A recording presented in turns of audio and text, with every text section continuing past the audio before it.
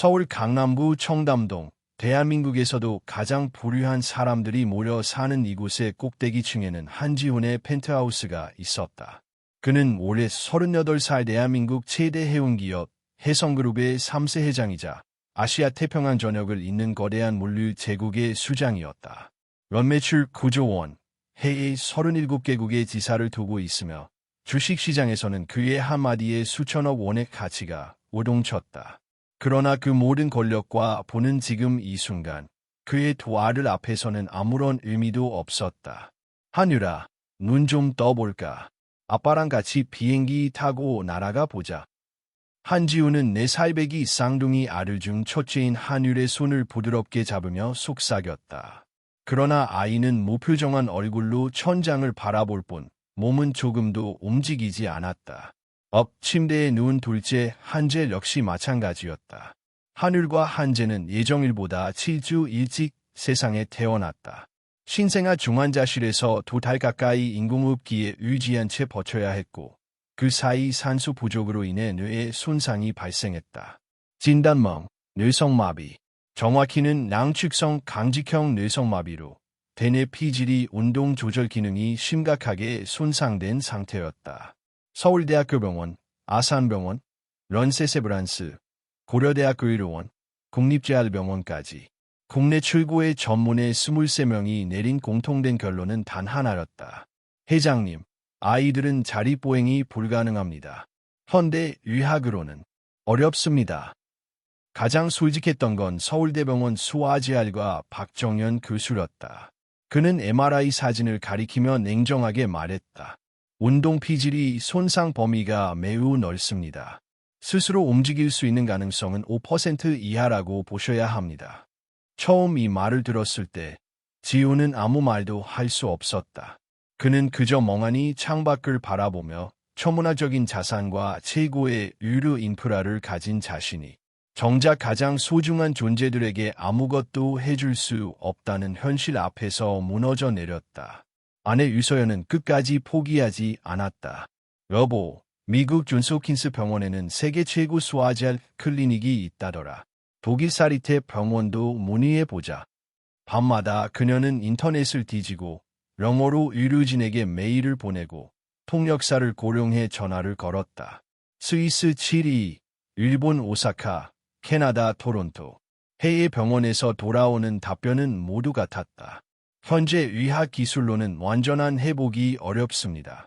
지속적인 관리와 보조기기 사용을 권장드립니다. 그러던 어느 날 서연은 거실 소파에 앉아 있다가 갑자기 쓰러졌다. 급성 심부전, 극심한 스트레스, 수면 부족, 영양 불균형이 겹친 결과였다.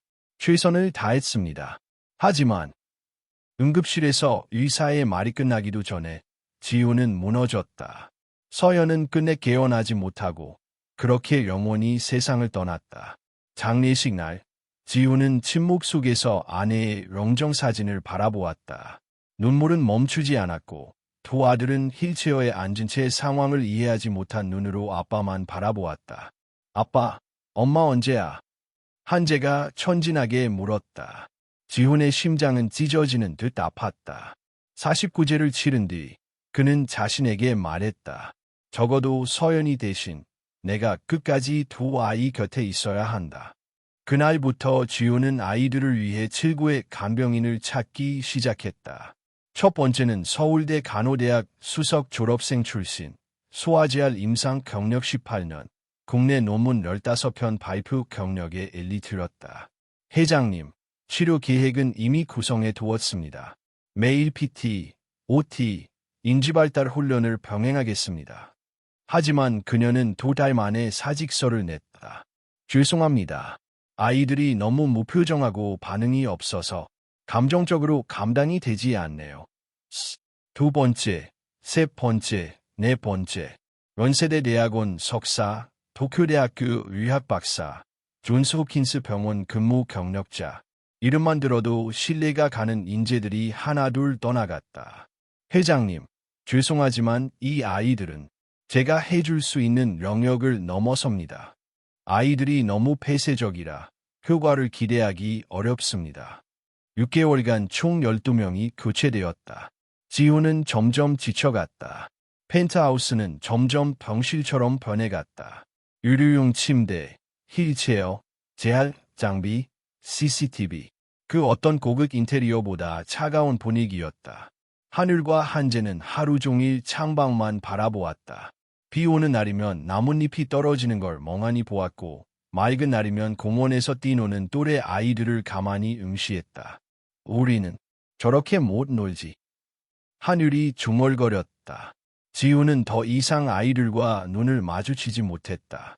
그는 점점 회의적으로 변했다. 이 아이들은 정말 회복할 수 있을까? 하지만 그날 밤, 지우는 결심했다. 마지막으로 한 번만 더, 이번이 정말 마지막이다. 그때였다. 지훈의 비서가 조심스럽게 한 명의 간병인 지원서를 내밀었다. 회장님, 경력은 많지 않지만 이번 면접이라도 보시겠습니까?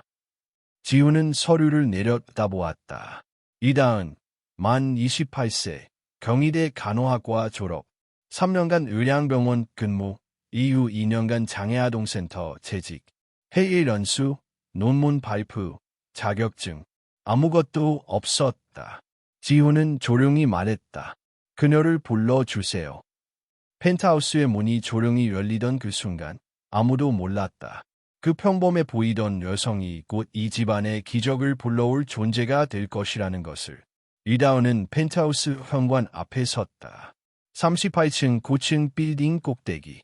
엘리트 간병인조차 긴장하며 올라왔을 이곳에 그녀는 한 손에는 노트, 다른 손에는 작은 인형 하나를 들고 있었다.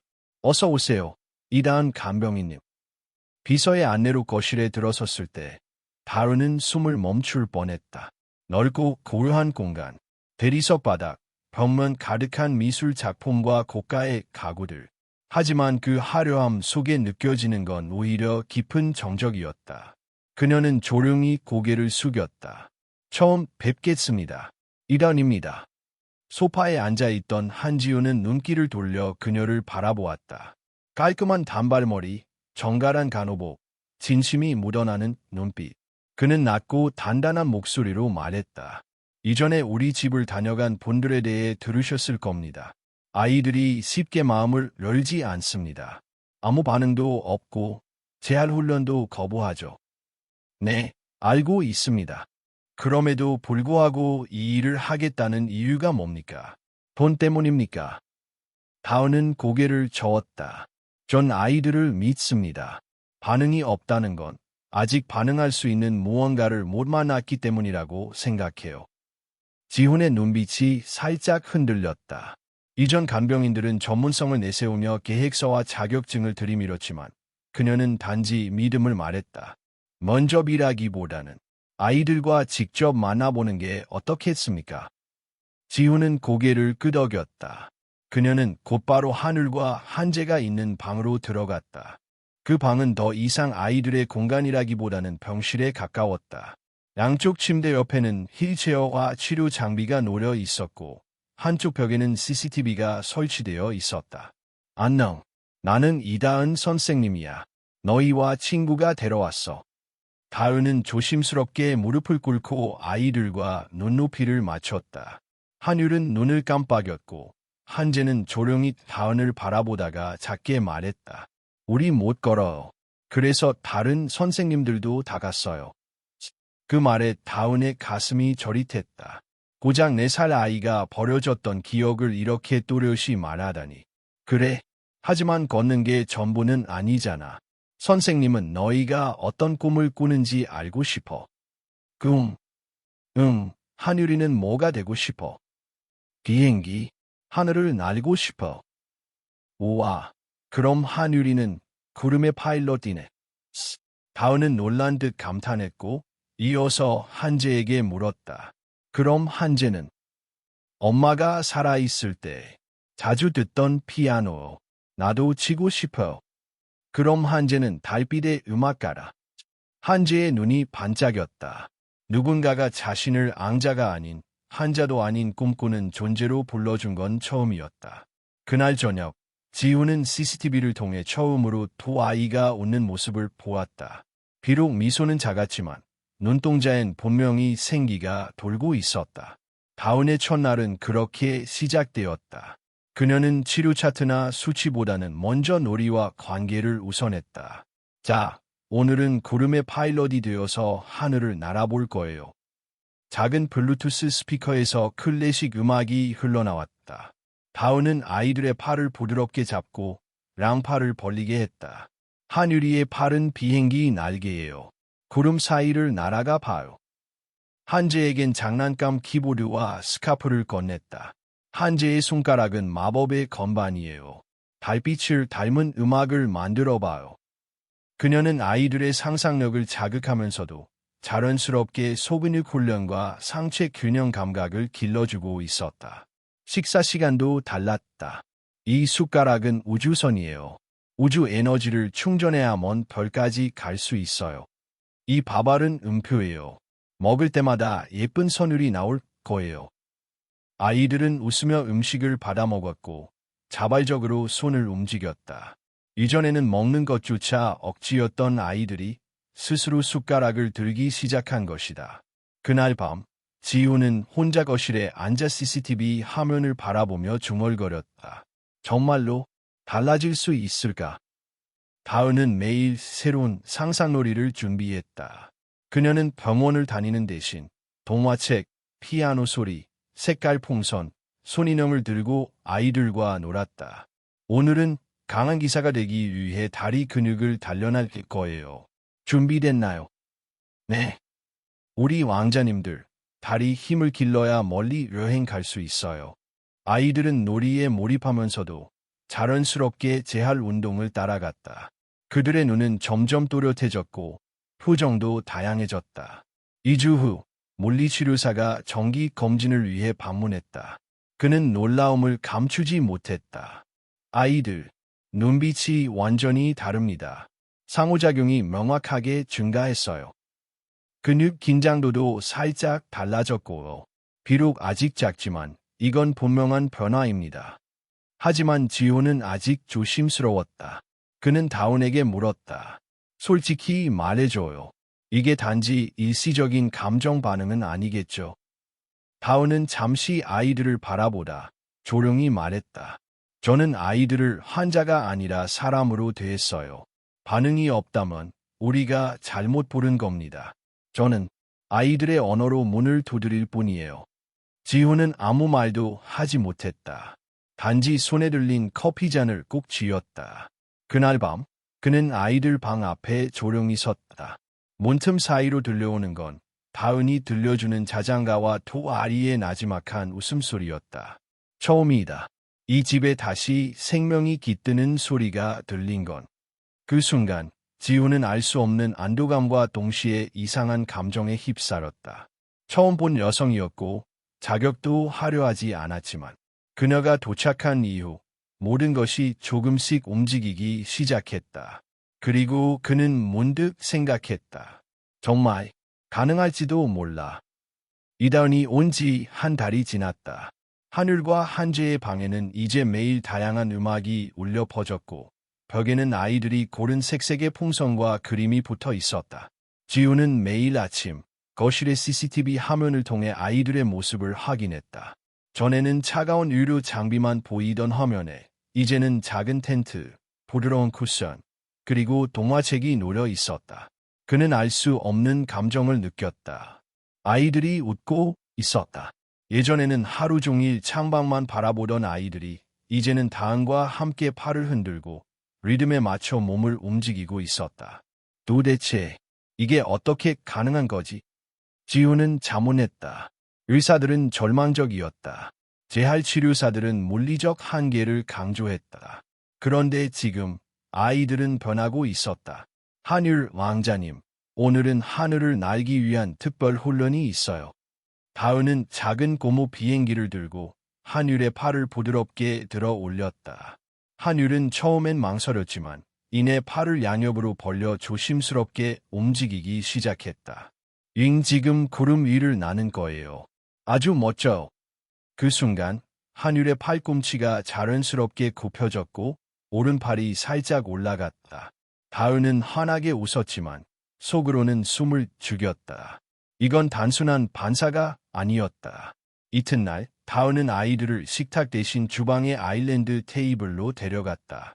아이들의 휠체어를 테이블에 가깝게 붙이고 아이들이 두 손으로 테이블을 짚도록 했다. 오늘은 구름 이 기사란 훈련이에요.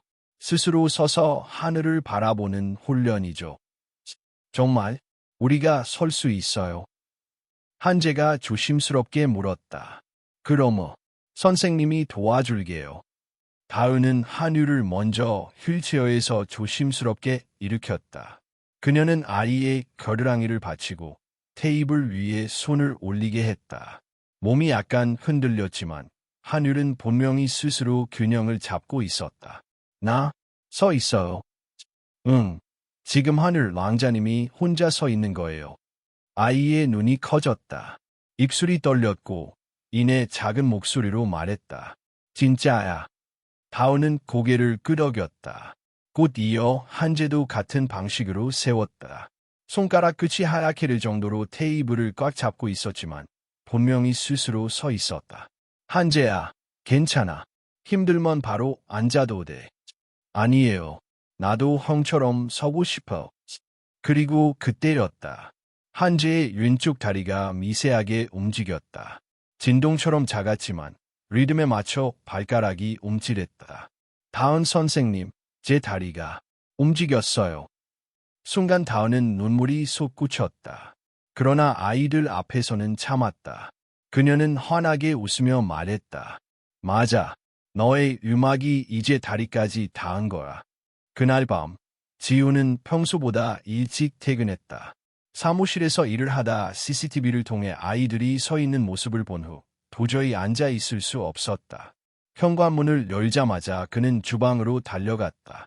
아이들이 여전히 테이블을 짚고 다은과 함께 리듬에 맞춰 몸을 움직이고 있었다.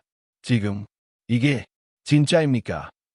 지우는 믿을 수 없다는 듯 중얼거렸다. 다은은 천천히 고개를 돌려 그를 바라보았다. 회장님, 아이들은 우리가 생각한 것보다 훨씬 큰 가능성을 갖고 있어요. 문제는 그 가능성을 믿어주는 어른이 없었다는 것뿐이에요. 지우는 말을 잇지 못했다. 그의 눈앞에 있는 두 아이는 더 이상 절망의 상징이 아니었다. 그들은 작지만 분명한 한 걸음을 내디디고 있었다. 며칠 후 병원에서 정기 검진이 있었다. 서울대병원의 박정현 교수가 MRI 재촬영 결과를 보며 고개를 갸우뚱했다. 신경 반응 수치가 이렇게 바뀌었지. 교수님, 혹시 기계 오류일 수 있습니까? 아니요. 같은 기기로 같은 부위 측정했어요. 근긴장도도 낮아졌고 미세한 자발 근육 수축 반응도 생겼습니다. 지호는 조심스럽게 물었다. 이게 혹시 회복의 신호일 수 있을까요? 박 교수는 잠시 침묵한 후 대답했다. 30년 동안 뇌성마비 환자를 봐왔지만 이런 형태의 반응은 극히 드뭅니다. 아직 단정하긴 어렵지만 매우 고무적인 변화임은 분명합니다. 지우는 고개를 숙였다. 그리고 조용히 혼잣말처럼 중얼거렸다. 서연아, 보고 있어. 우리 아이들이 움직이고 있어. 다은은 병원에서 돌아온 후 아이들과 조용한 시간을 가졌다. 이날은 치료도 놀이도 없이 창가에 앉아 가만히 하늘을 바라보았다. 오늘은 특별한 날이에요. 에요. 누군가가 우리를 믿어준 날은 아무리 작아도 평생 기억에 남거든요. 우릴 믿어준 사람. 선생님. 아니야. 너희가 너희 자신을 믿기 시작한 거라. 한율은 창밖을 바라보며 조용히 말했다. 나 진짜로 날 수 있을 것 같아요. 한재도 미소 지었다. 나 진짜로 음악가가 되고 싶어요. 엄마가 좋아하던 곡을 직접 연주해드리고 싶어요. 그들의 눈빛은 이미 다음 계단을 향해 나아가고 있었다. 그리고 그때부터 기적은 더 빠르게 다가오고 있었다. 계절은 서서히 봄으로 넘어가고 있었다. 따뜻한 바람이 청담동 고층 건물 사이로 스며들었고 한지훈의 펜트하우스에는 처음으로 창문이 열렸다. 하늘과 한재의 방에도 봄 냄새가 들어왔다. 창가 옆 책장에는 다은이 매일 기록한 앙자님들의 모험 일지가 한 권, 두 권 쌓여 있었다. 그 속에는 그림, 사진, 이야기, 그리고 아이들의 변화가 섬세하게 기록되어 있었다. 오늘의 모험은 하늘 왕국의 계단 오르기. 다은은 새로 들인 재활 계단 보조 기구를 조심스럽게 거실에 설치하고 아이들에게 말했다. 오늘은 첫 번째 계단에 도전하는 날이에요. 하늘 왕자님, 준비됐나요? 응, 나 할 수 있어. 한율은 기특하게 대답하며 보조 기구를 잡고 다리를 들어 올렸다. 무겁고 어색한 움직임이었지만 그는 분명히 의지를 가지고 움직이고 있었다. 한재는 피아노 건반을 만지작거리며 자신만의 박자에 맞춰 손가락을 움직였다. 그의 손놀림은 여전히 서툴렀지만 감정이 담긴 선율이 조금씩 만들어지고 있었다. 지훈은 서재에서 그 모습을 지켜보며 복잡한 감정에 빠졌다. 기쁨과 놀라움, 그러나 그 안에는 설명할 수 없는 두려움도 함께 있었다. 그는 자신도 모르게 서현의 사진이 있는 서랍을 열었다. 흑백 사진 속 그녀는 아이들을 안고 웃고 있었다. 서연아, 만약 내가 살아 있었다면 이 아이들을 이렇게까지 밀어붙였을까? 그는 자신이 지금 제대로 된 선택을 하고 있는 것인지 스스로에게 묻고 또 물었다. 밤이 되면 지호는 종종 다은과 아이들에 대해 이야기를 나누었다. 오늘은 한재가 처음으로 혼자 팔을 들어 건반을 눌렀어요. 비록 소리는 불안했지만 감정이 담겨 있었어요. 한율은 계단을 오르다가 무서워서 울었어요. 그런데 그 후로도 포기하지 않았어요. 지호는 묵묵히 듣고만 있었다. 그러다 어느 날 그는 다은에게 조심스럽게 물었다. 선생님은 왜 아이들 곁에 이토록 오래 머무르시는 겁니까? 이런 일은 쉽지 않잖아요. 다은은 잠시 침묵한 뒤 천천히 입을 열었다. 저는 어릴 적 말을 하지 못한 시절이 있었어요. 아무도 제 말을 들어주지 않았고 제 존재를 알아봐 주는 사람도 없었죠. 어느 날 요양병원에 계신 한 간호사 선생님이 저에게 동화책을 읽어주셨어요. 매일 밤 같은 이야기를 반복해서 들려주시고 끝에 항상 이렇게 말씀하셨죠. 넌 언젠가 이 이야기를 너만의 방식으로 말하게 될 거야. 그 말 한마디가 제 삶을 바꿨어요. 저는 지금 제 어린 시절의 그 아이에게 빚을 갚고 있는 거예요. 지호는 아무 말도 하지 못했다. 그녀의 목소리에는 경험에서 우러난 신념이 담겨 있었고 그 진심은 벽을 무너뜨리고 있었다. 며칠 후 아이들이 특별히 기대하던 날이 찾아왔다. 하늘의 축제라는 이름으로 다은은 아이들을 위해 작은 이벤트를 준비했다.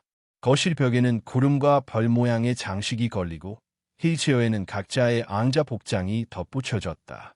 한율 왕자님, 오늘은 하늘을 날기 위해 시험을 치러야 해요. 첫 번째 미션, 별빛 계단을 올라가 구름 깃발을 꽂는 것.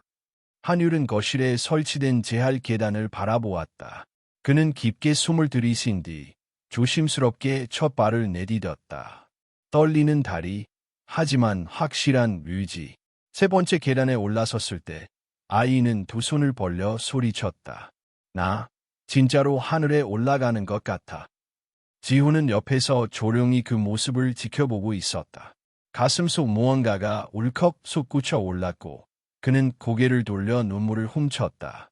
그날 밤 아이들은 축제의 마지막 순서로 한재가 연주하는 엄마의 노래를 들었다. 피아노의 음은 완벽하진 않았지만 방 안을 따뜻하게 울렸다.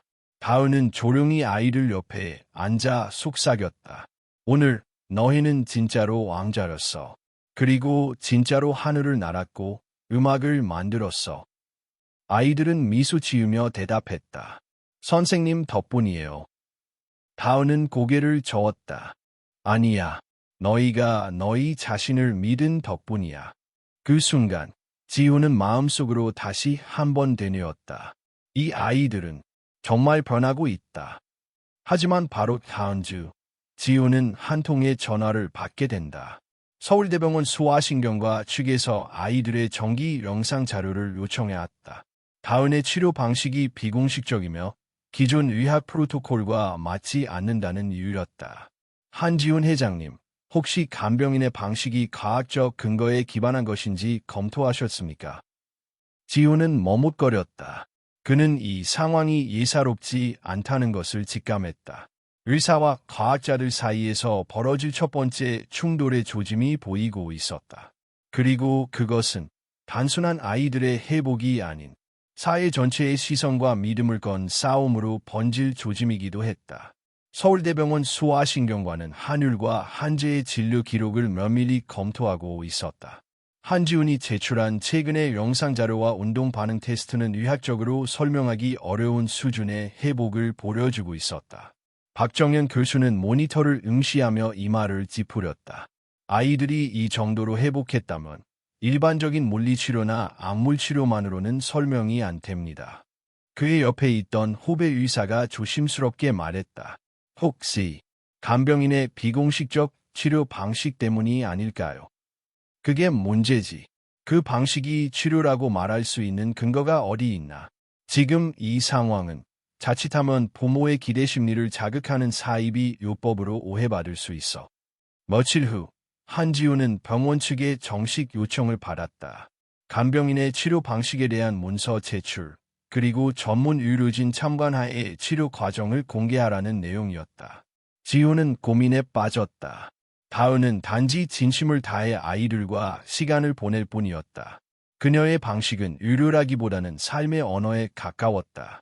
하지만 외부의 시선은 점점 거세지고 있었다. 온라인 커뮤니티에는 혜성그룹 회장, 간병인에게 아이 맡겨 기적 유도라는 자극적인 제목의 글이 퍼지고 있었다. 그날 밤, 지훈은 다은에게 조심스럽게 말했다. 아무래도 당신의 방식이 지금 시험대에 오른 것 같소. 다은은 담담하게 고개를 끄덕였다. 그럴 줄 알았어요. 하지만 제가 하는 일은 과학이나 논문으로 증명되는 게 아니에요. 전 단지 아이들을 사람으로 바라볼 뿐이죠. 그래도 세상은 그렇게 단순하지 않아요. 내가 당신을 지켜주고 싶지만 혜성그룹이라는 이름이 따라다니는 한 모든 게 정치적이 될 수 있어요. 그 순간 한율이 방에서 뛰쳐나왔다. 그는 놀란 얼굴로 다은을 향해 외쳤다. 한재가 안 움직여요. 다은과 지훈은 급히 방으로 달려갔다. 한재는 침대 옆 바닥에 쓰러져 있었다. 얼굴은 창백했고 입술은 파랗게 질려 있었다. 119 불러요. 지금. 다은은 아이를 안고 맥박을 확인했다. 심박은 약했고 체온도 떨어져 있었다. 병원으로 긴급 이송된 한재는 응급처치를 받고 회복되었지만 검사 결과 골반 부위 미세 골절이 발견되었다. 담당 의사는 말했다. 아이에게 반복적인 압력이 가해졌거나 무리한 자세 변화가 있었을 가능성이 있습니다. 특히 자립보행 훈련 중 균형을 잃었을 때 발생했을 수 있죠. 다은은 입술을 깨물며 고개를 숙였다. 제가 너무 빨랐던 것 같아요. 지훈은 말없이 그녀를 바라보다 천천히 등을 돌렸다. 며칠 후 언론은 사건을 보도했다. 비공식 재활치료, 아이에겐 독이 됐다. 회장 아들 골절사고, 간병인 책임론 불거져. 한재는 병실에서 조용히 누워 있었다. 눈은 멍하니 천장을 바라보고 있었고 이전의 밝은 표정은 사라져 있었다. 한재야, 미안해. 선생님이 너무 욕심했어. 다은이 손을 잡고 조용히 속삭였지만 아이는 고개를 돌릴 뿐 아무 대답도 하지 않았다. 그날 밤 지훈은 다은과 처음으로 심하게 언쟁했다. 당신 좋은 사람인 거 알아요. 하지만 이건 이젠 그냥 마음만으로 해결할 수 있는 문제가 아니에요. 그럼 아이들을 다시 병원에만 맡기시겠어요? 기계와 차트 속에 가둬놓고 그들이 더 이상 꿈꾸지 않게 만들 거예요. 그게 아니라 나는 두렵소. 혹시 또 무슨 일이 생기면 이번엔 영영 못 돌이킬지도 몰라. 지훈의 목소리는 떨렸고 눈엔 분노가 아니라 공포가 담겨 있었다. 그는 문을 닫고 방을 나갔다. 다은은 홀로 남아 거실에서 조용히 앉아 있었다. 창밖엔 봄비가 내리고 있었고 그녀의 무릎 위엔 아이들이 그린 그림 한 장이 놓여 있었다. 하늘 왕자와 음악 왕자, 구름을 타고 날아가는 그림. 다은은 그림을 바라보다 조용히 눈을 감았다. 내가 잘못한 걸까? 내가 믿었던 방식은 정말 위험한 환상이었을까? 며칠이 지나고 한재는 병원에서 퇴원했다. 하지만 그는 예전과 같지 않았다. 재활 훈련도 거부했고 말을 아꼈으며 웃지 않았다. 다은은 그의 방 앞에서 며칠을 망설였다. 그러던 어느 날 밤, 그녀는 조용히 문을 열고 들어갔다. 책상 위에는 먼지가 앉은 피아노 장난감이 놓여 있었고, 아이는 창밖만 바라보고 있었다. 한재야.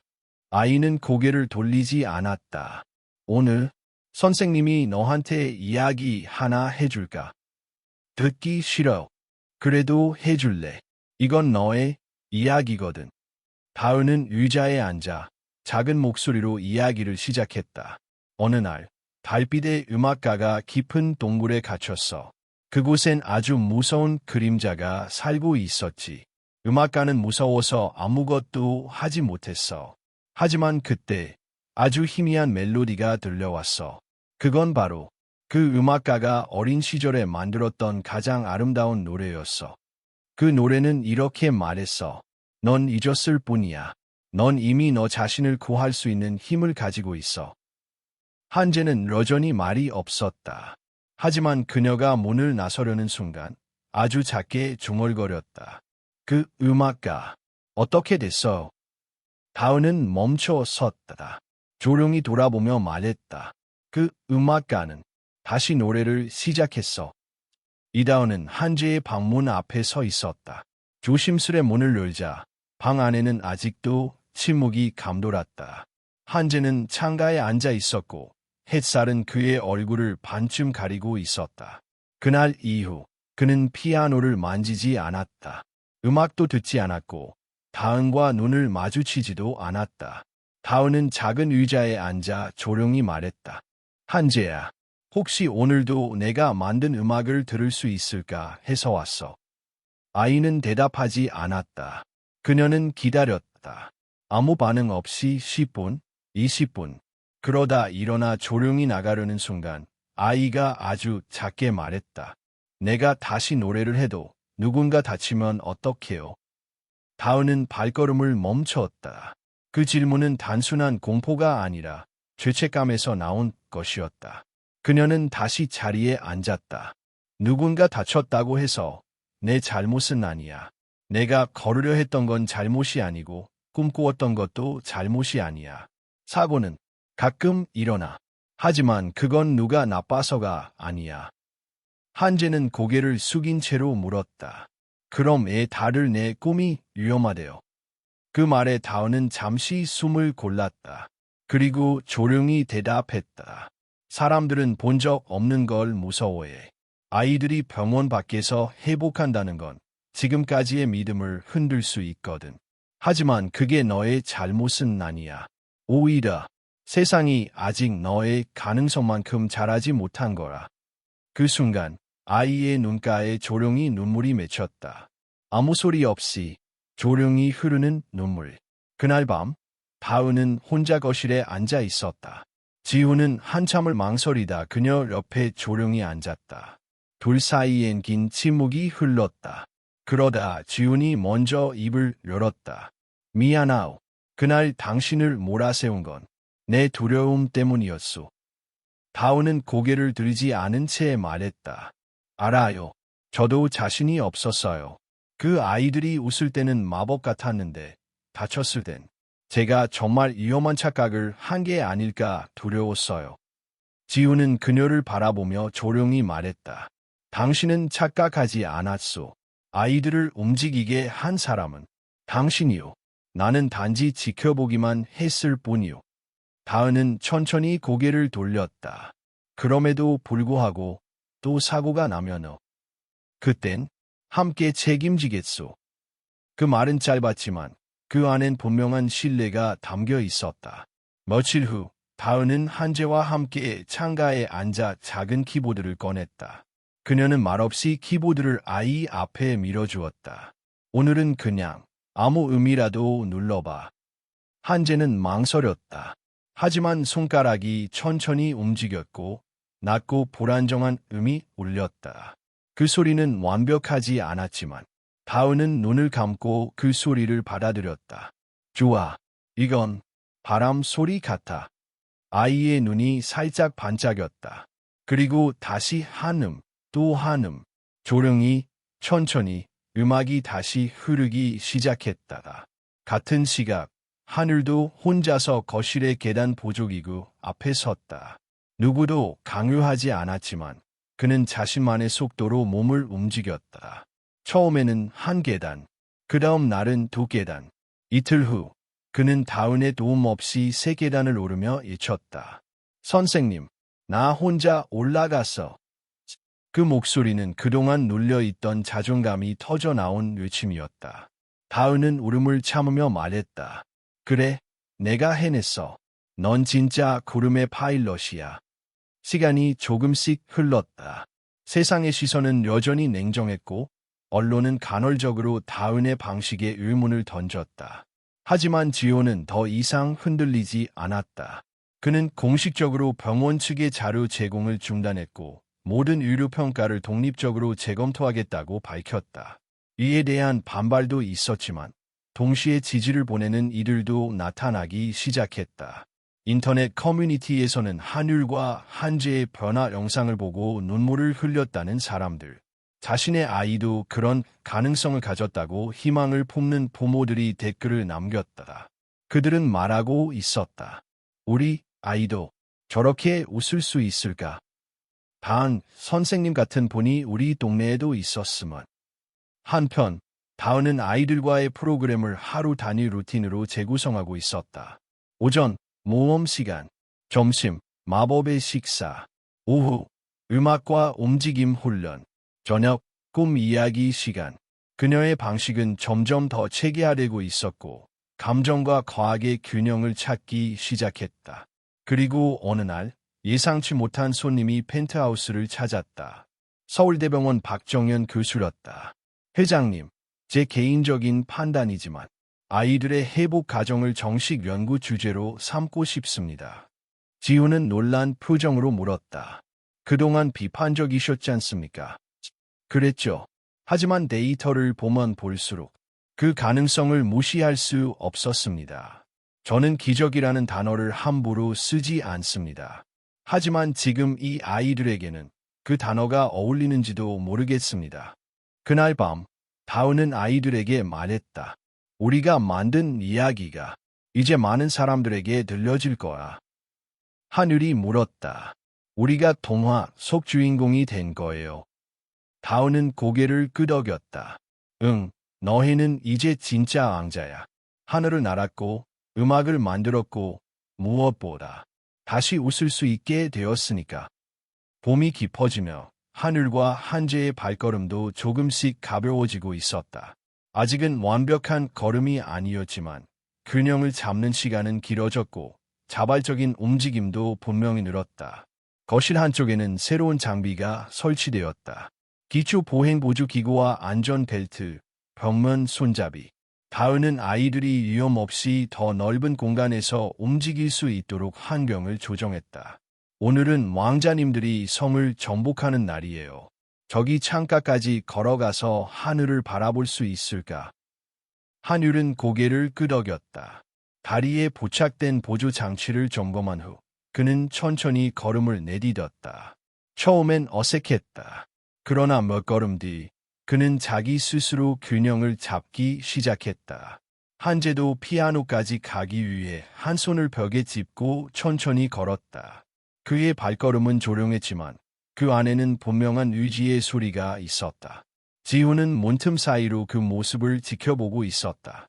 그는 더 이상 눈물을 감추지 않았다.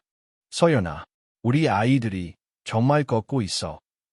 그날 지우는 회사 일정을 모두 취소하고 하루 종일 아이들과 함께 시간을 보냈다. 아파트 곳곳에서 아이들이 조심스럽게 걷는 모습은 기적 그 자체였다. 그러나 그 기적은 곧 세상의 이목을 끌기 시작했다. 한 유명 기자가 펜트하우스의 움직임을 포착했고 며칠 후 한 언론사에서 다음과 같은 헤드라인을 내보냈다. 회장 아들들, 간병인 손에서 의학적 기적 보여줘. 기사에는 아이들이 걷는 사진과 웃으며 피아노를 치는 영상 일부가 포함되어 있었다. 순식간에 기사 조회수는 수십만을 넘어섰고 온라인 커뮤니티는 술렁였다. 이게 정말 사실인가요? 뇌성마비 아이가 저렇게 회복됐다고. 간병인이 한 일이라고. 말도 안 돼. 지지와 응원이 쏟아지는 한편 비난과 의심도 폭발적으로 증가했다. 감정에 의존한 위험한 시도일 뿐이다. 사설 간병인이 아이들에게 실험을 한 것과 뭐가 다른가? 치료는 의사가 해야지. 간병인이 무슨 자격으로? 며칠 후 대한소아자락회는 공식 성명을 발표했다. 현재 언론에 보도된 사례는 과학적 근거가 충분히 입증되지 않았으며 감정적 요소가 강조된 방식은 오히려 환자의 상태를 악화시킬 수 있습니다. 보다 엄정한 임상적 검증이 필요합니다. 지훈의 사무실에도 압박이 들어오기 시작했다. 일부 주주들은 언론을 통한 이미지 실추를 우려했고 광고주 몇 곳은 계약 재검토 의사를 전해왔다. 비서실에서는 그에게 조심스럽게 권고했다. 회장님, 언론 인터뷰는 자제하시는 게 좋겠습니다. 더 이상 이 사건이 사회적 논쟁으로 번지는 걸 막는 것이. 하지만 지호는 조용히 대답했다. 그렇다고 우리가 침묵하면 아이들이 만들어낸 이 변화는 결국 부정당하고 사라지게 되겠지. 그날 밤 지호는 다룬에게 물었다. 우리 아이들이 한 일을, 당신이 한 일을 세상에 제대로 말하고 싶지 않습니까? 다운은 잠시 망설이다 고개를 들었다. 사실 두려웠어요. 내가 한 일이 누군가에겐 교만처럼 보일까봐. 감정의 기대는 비과학이라며 비난받을까봐. 하지만 아이들을 위해서라면 나 더 이상 숨어있지 않을 거예요. 며칠 후 다운은 익명으로 한 개의 짧은 글을 올렸다. 저는 간병인입니다. 누구도 기대하지 않았던 아이들을 믿었고 그 아이들은 그 믿음에 응답했습니다. 이건 기적이 아닙니다. 우리가 아이들을 사람으로 보았을 때 가능한 변화입니다. 그 글은 빠르게 공유되었고 어떤 이는 감동을 받았고 어떤 이는 분노했다. 한 방송사는 인터뷰 요청을 해왔다. 지훈은 고심 끝에 비공개로 다큐멘터리 형식의 촬영을 허락했다. 촬영팀은 매일 일정 시간 아이들의 재활 과정을 기록했다. 강요나 연출 없는 장면들 속에서 아이들이 스스로 움직이고 웃는 모습은 사람들의 마음을 움직이기 시작했다. 다큐가 방영된 날 밤 온라인 실시간 반응은 폭발적이었다. 정말 눈물이 났습니다. 내 아이도 저런 선생님을 만났다면 믿음이 치료의 시작이라는 걸 처음 알았어요. 그러나 다른 반응도 있었다. 이건 과학이 아니다. 감정팔이. 자칫 따라했다가 더 큰 피해 볼 수도 있다. 재벌 이미지 세탁용 아니나. 다음 날 아침 지우는 메일함을 열어보다가 놀랄만한 메일 하나를 발견했다. 보낸 사람 박정현 교수. 제목 면담 요청 학술 연구 제안. 메일에는 이렇게 적혀 있었다. 회장님, 그리고 이다은 선생님. 아이들의 회복 과정을 장기 추적 임상연구로 정식 제안하고 싶습니다. 감정 중심 치료가 뇌성마비 환자에게 어떤 영향을 주는지 과학적으로 검증할 수 있는 기회가 될 것입니다. 지우는 메일을 읽고 천천히 숨을 내쉬었다. 그리고 자신에게 물었다. 이제 이 이야기를 더 이상 우리 안에만 묶어둘 수는 없겠지. 초여름의 햇살이 서울의 거리 위를 부드럽게 비추고 있었다. 그리고 그날 서울대학교 병원 국제소아자락술 심포지엄에서는 이례적인 발표가 예고되어 있었다. 발표자 이다은. 주제 감정 기반 재활의 실제 사례와 적용 가능성. 명단이 공개되자 의료계는 즉각 반응했다. 한 명의 간병인이, 그것도 비의료인이 학술 심포지엄에서 발표자로 나서는 건 전례 없는 일이었다. 회의장 앞에는 이미 수많은 기자들과 관계자들, 의료계 종사자들이 몰려들었다. 저 사람이야. 회장 아들들을 걸리게 만들었다는 간병인. 의학도 아니고 감정으로 아이를 치료했다고. 다은은 그 모든 시선을 정면으로 마주하고 있었다. 떨리는 손끝, 차가운 땀. 그러나 그녀의 발걸음은 흔들리지 않았다. 지훈이 그녀의 어깨를 가볍게 잡으며 말했다. 당신이 해온 모든 걸 보여주기만 하면 돼요. 결과는 이미 아이들이 증명했어요. 다은은 고개를 끄덕였다. 그녀의 눈빛은 단단하게 빛나고 있었다. 발표는 오후 2시. 강연장 안에는 이미 300명 이상의 청중이 자리하고 있었다. 앞줄에는 박정현 교수를 비롯해 국내 최고 소아신경과 의사들이 앉아 있었다. 다은이 단상에 올랐다. 조명이 그녀를 비추자 잠시 숨이 멎는 듯했다. 그러나 그녀는 한 장의 사진을 띄우며 발표를 시작했다. 화면 속엔 하늘과 한재가 처음 만났던 날의 모습이 담겨 있었다. 휠체어에 앉은 두 아이, 무표정한 얼굴, 닫혀있던 창문, 침묵뿐이던 공간. 이 아이들은 처음엔 걷지 못했습니다. 말도 거의 하지 않았고 눈빛에도 생기가 없었습니다. 그 누구도 가능성을 말하지 않았습니다. 그러나 저는 믿었습니다. 움직일 수 있다가 아니라 이 아이들도 사람이다라는 그 사실 하나로요. 청중석에서 음성임이 퍼졌다. 누군가는 고개를 끄덕였고 누군가는 팔짱을 끼고 그녀를 응시했다. 다은은 다음 슬라이드를 넘겼다. 한율이 첫걸음을 내딛는 영상. 한재가 피아노 앞에서 웃으며 연주하는 영상. 재활 차트를 기반으로 한 근육 긴장도 변화, 신경 반응 수치 변화 그래프. 저는 의사가 아닙니다. 하지만 매일 아이들과 함께 숨 쉬었고 그들의 눈을 들여다보았습니다. 그 안에 움직이고자 하는 의지가 자라나는 것을 느꼈습니다. 그리고 그 의지를 꺼내기 위해 필요한 건 고가의 장비나 약물이 아니었습니다. 그저 함께 있는 시간이었습니다. 청중 중 한 명이 손을 들었다. 감정이 중요하다는 건 이해합니다. 그러나 그걸 치료라고 부를 수 있습니까? 과학적으로 검증되지 않은 감정 중심 접근이 환자에게 위험할 수도 있다는 우려는 어떻게 보시나요? 다은은 조용히 대답했다. 그 질문, 저도 수없이 스스로에게 던졌습니다. 그리고 한 아이가 넘어졌을 때 제가 가장 먼저 무너졌습니다. 하지만 그 아이는 다시 일어났고 제 손을 잡고 말했습니다. 선생님, 다시 걷고 싶어요. 그 순간 저는 알게 되었습니다. 이 치료는 제가 준 게 아니라 아이들이 스스로 만든 거라는 거요. 또 다른 의사가 일어났다. 결과는 흥미롭습니다.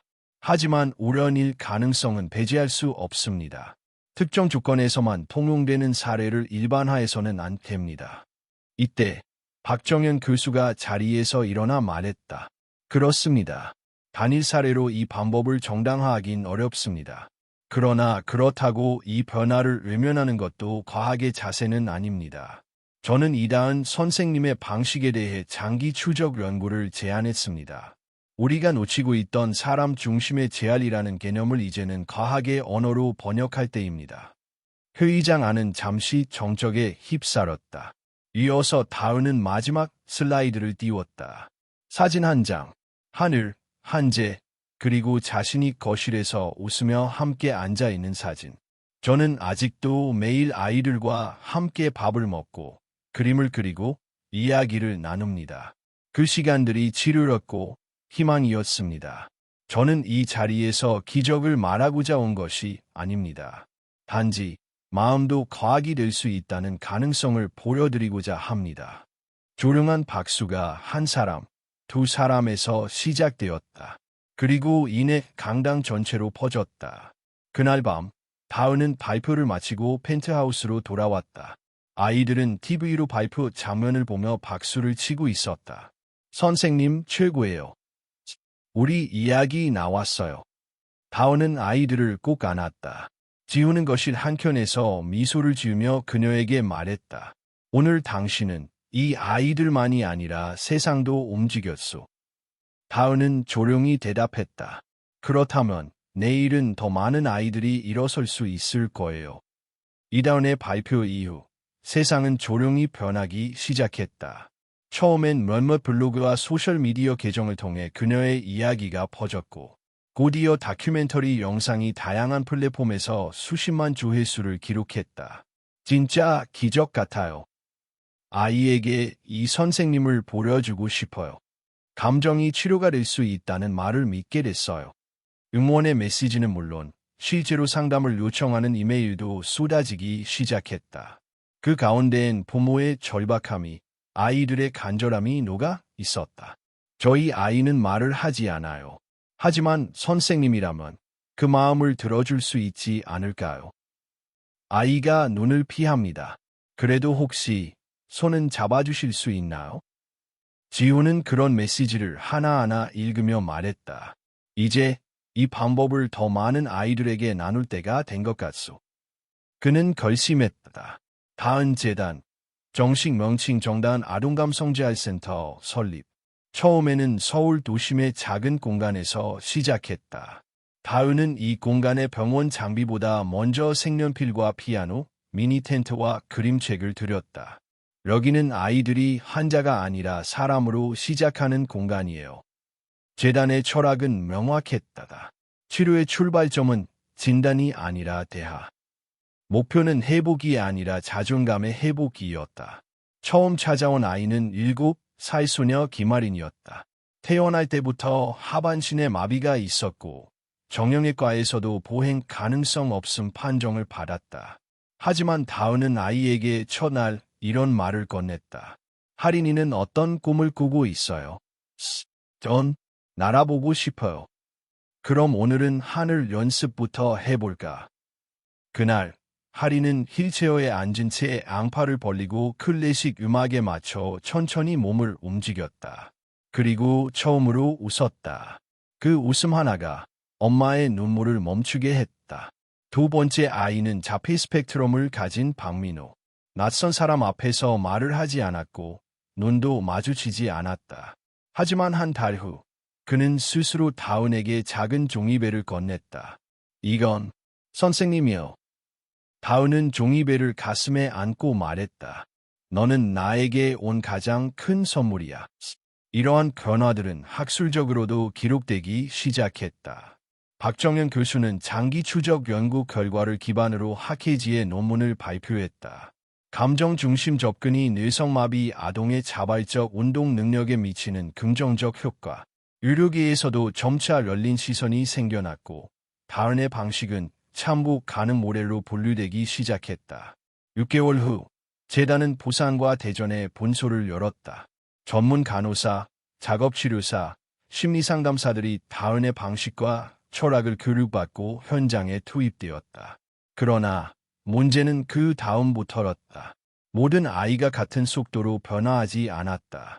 어떤 부모는 한 달, 두 달이 지나도 눈에 띄는 효과가 없자 불안해했고 일부는 기적이 아니라 마케팅이었나라는 불만을 터뜨리기도 했다. 어느 날 다은은 재단의 본부 회의실에서 내부 상담사들과 회의를 하고 있었다. 선생님, 우리는 다은 선생님만큼은 못해요. 아이들이 쉽게 마음을 열지 않아요. 일부 부모님은 효과가 없다고 불신하기 시작했어요. 그 말을 듣던 다은은 잠시 고개를 숙였다. 그녀는 알고 있었다. 자신의 방식은 별표 기술이 아니라 관계 별표에서 출발했다는 걸.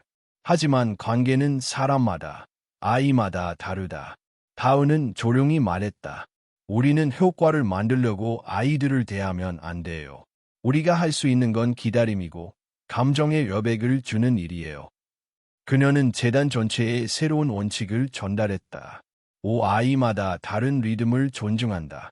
목표는 자립이 아니라 자존감이다. 상담자는 치료자가 아니라 동반자이다. 그러던 어느 날 서울 본부의 한 어머니가 아이를 데리고 찾아왔다. 그녀의 아이는 발달지연과 감각감인 증상을 함께 가지고 있었다. 저는 솔직히 이 재단도 마지막 희망이라고 생각하고 왔어요. 그런데 한 번만 물어봐도 될까요? 선생님이 해준다고 했던 그 기적, 우리 아이에게도 가능한 건가요?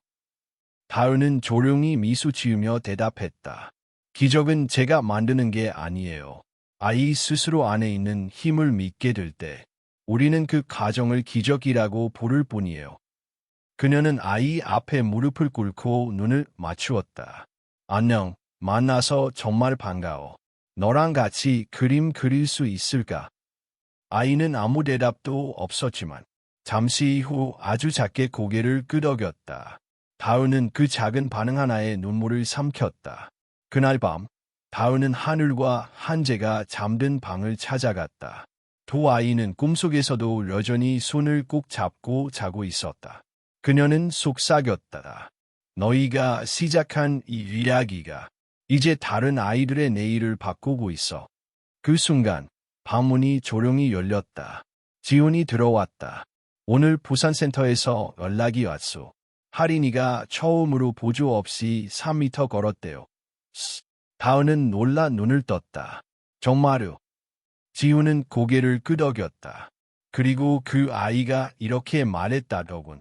나 구름 위에서 춤추고 싶어요. 다은은 눈을 감았다. 그 어떤 연구 결과보다 값진 한마디. 희망은 이렇게 전염된다. 10년이 흘렀다. 서울 하늘은 여전히 바쁘고 높았지만 그 아래에는 조용히 세상을 바꾼 한 가족의 이야기가 뿌리내리고 있었다. 한율은 이제 고등학교 3학년이었다. 공군사관학교 입시를 앞두고 매일 새벽 5시에 일어났고 주말이면 항공과학관을 찾아갔다. 그가 처음 꿈꿨던 하늘은 이제 더 이상 먼 바람이 아니었다. 엄마, 나 정말 날 수 있을 것 같아. 이다은은 조용히 웃으며 말했다. 넌 이미 오래 전부터 날고 있었어. 단지 날개를 키우는 중이었지. 한재는 예술고등학교 피아노 전공 2학년. 국제 콩쿠르에서 수상하며 본격적으로 무대에 서기 시작했다. 가끔은 자폐 아이들의 음악 치료 자원봉사도 다녔다. 음악은 말보다 빠르게 마음을 움직이니까요. 그는 어릴 적부터 믿어온 사실을 음악으로 증명하고 있었다. 재단은 이제 전국 15개 센터로 확장되었고 연간 4,000명 이상의 아동과 가족을 지원하고 있었다. 전문가 교육 과정도 도입되어 감정 기반 재활 치료가 하나의 정식 커리큘럼으로 자리 잡았다. 다음 프로그램은 서울대학교 의과대학, 하버드의대, 옥스퍼드 대학과 공동 연구 중이었고 유니세프와도 협력해 개발도상국 아동 재활 모델로 확산을 준비하고 있었다. 지훈은 재단의 이사장이자 후원자 역할에 집중하고 있었고 그의 사업은 이제 기술이 아닌 가치를 중심으로 움직였다. 가장 큰 투자는 아이들의 가능성에 대한 신뢰입니다. 그의 말은 이제 투자자들 사이에서도 철학으로 불리고 있었다. 어느 날 재단 설립 10주년 기념행사가 열렸다. 서울예술의전당 대공연장에서 열린 이날 행사에는 해외 의료진, 언론, 교육자, 그리고 과거의 가족들 수백 명이 참석했다. 무대 위에 선 다은은 한순간 과거를 떠올렸다. 휠체어에 앉아있던 하늘과 한재, 창밖만 바라보던 두 눈, 우리는 못 걸어요 라고 말하던 목소리, 그리고 지금 한율은 단정한 정복을 입고 무대에 섰다. 한재는 흰 셔츠에 검은 정장을 입고 피아노 앞에 앉아 있었다. 다운은 마이크를 들었다. 여러분, 우리는 늘 아이들에게 가능성을 말합니다. 하지만 그 가능성을 증명하기 위해 필요한 건 기술이나 돈이 아닙니다. 그저 함께 있어주는 사람, 단 한 사람이면 됩니다. 오늘 이 자리에 있는 모든 분들이 그 한 사람이 되어주셨습니다. 한율은 무대 가운데로 나와 거수경례를 했다. 저는 이제 하늘을 향해 나아갈 준비가 됐습니다. 그리고 한재가 피아노 앞에 앉아 연주를 시작했다. 그 곡은 어릴 적 다은이 틀어주던 그 클래식. 그러나 이제는 그의 손끝에서 완전히 새로운 곡으로 재탄생하고 있었다. 관객들은 눈물을 흘렸다. 그건 감동만이 아니라 그들의 이야기였기 때문이었다. 공연이 끝나고 무대 뒤편에서 한 어머니가 다은에게 다가왔다. 그녀는 5년 전 센터를 찾아온 첫 번째 엄마 중 하나였다. 선생님, 기억하세요. 할인이가 알고 싶다고 했던 거. 이제는 정말 발레를 해요. 입시도 준비 중이고요.